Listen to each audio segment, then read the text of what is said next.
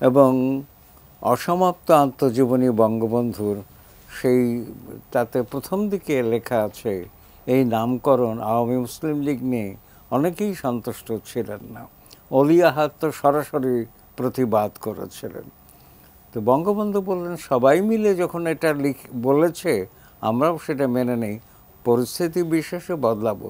এবং শেষ পর্যন্ত 1955 21শে অক্টোবর মৌলানা আব্দুল হামিদ খান ভাসানী 1955 21শে অক্টোবর এই নামটি মুসলিম শব্দটি ছেঁটে দেওয়া হলো মৌলানা ভাসানী এবং শেখ মুজিবুর রহমানের যৌথ প্রচেষ্টায়।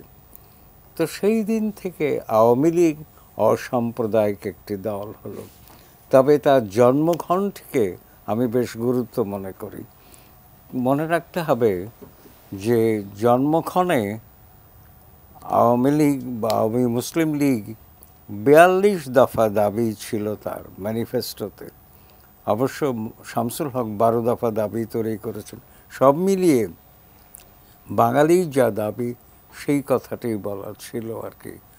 তো আওয়ামী লীগ প্রথম থেকেই বাঙালি লগ্ন একটি দল আর কি। আওয়ামী লীগের কাছে আমাদের ঋণ স্বাধীন বাংলাদেশের জন্য সবচেয়ে বড় ঋণ আওয়ামী লীগ। কারণ বঙ্গবন্ধু আওয়ামী লীগকে অতিক্রম করে আওয়ামী লীগকে ছেড়ে একাই তিনি বাঙালি মুক্তির জন্য লড়েছেন। অসংখ্য, আমার একটা লেখায় আমি ব্যাখ্যা করেছি, অসংখ্য দৃষ্টান্ত আছে।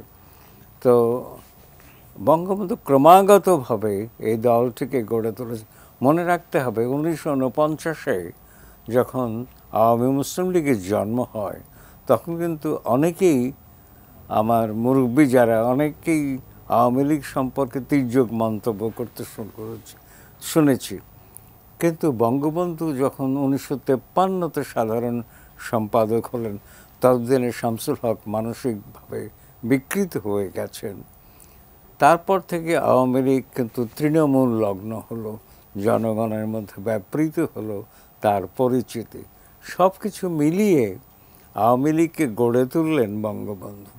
এবং হোসেন শহীদ সরওয়ার্দী 63-তে 5ই ডিসেম্বর লোকান্তরিত হবার পরে আওয়ামী লীগের অবস্থা তো বাংলায় বললে ছাড়া বেড়া অবস্থা, তার থেকে গুছিয়ে তুললেন শেখ মুজিবুর রহমান। 64-তে আওয়ামী লীগ পুনর্গঠন করলেন। তো এই সব কিছু মিলিয়ে আজকের আওয়ামী লীগ তার শেখ মুজিবুর রহমানের নেতৃত্ব এবং তার কন্যার নেতৃত্বের কাছে ঋণী। পিতা পুত্রীর নেতৃত্ব, তবে পিতার নেতৃত্ব স্বল্পকালীন ছিল। তিনি 66-তে সভাপতি, আবার তিনি 66-র পরে 74-এ এসে দলের সভাপতিত্ব ছেড়ে দিলেন, কামরুজ্জামান সভাপতি করলেন, তিনি প্রধানমন্ত্রী থাকলেন। 57-তে একবার তিনি মন্ত্রিত্ব ছেড়ে দিয়ে দলের কাছে ফিরে দিয়েছিলেন। বঙ্গবন্ধু কিন্তু গণতান্ত্রিক রীতিনীতি মানতেন। প্রাথমিকভাবে আওয়ামী লীগকে আমরা পশ্চিমা ধাঁচের গণতান্ত্রিক রীতিনীতির একটি দল মনে করি।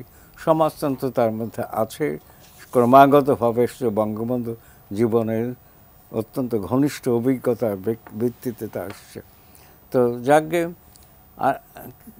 কিন্তু শেখ হাসিনা আছেন দলের সভাপতি হিসেবে 43 বছর, অর্থাৎ পিতা চাইতো কন্যা অনেক এগিয়ে আছেন। 81-র 17ই মে থেকে। তো সব কিছু মিলিয়ে আমরা আওয়ামী লীগের কাছে যা চেয়েছি সব কিছু পাইনি। আওয়ামী লীগ, বঙ্গবন্ধু একটা কথা বলতেন যে আত্মসমালোচনা করুন, আত্মসংযম করুন, আত্মশুদ্ধি করুন।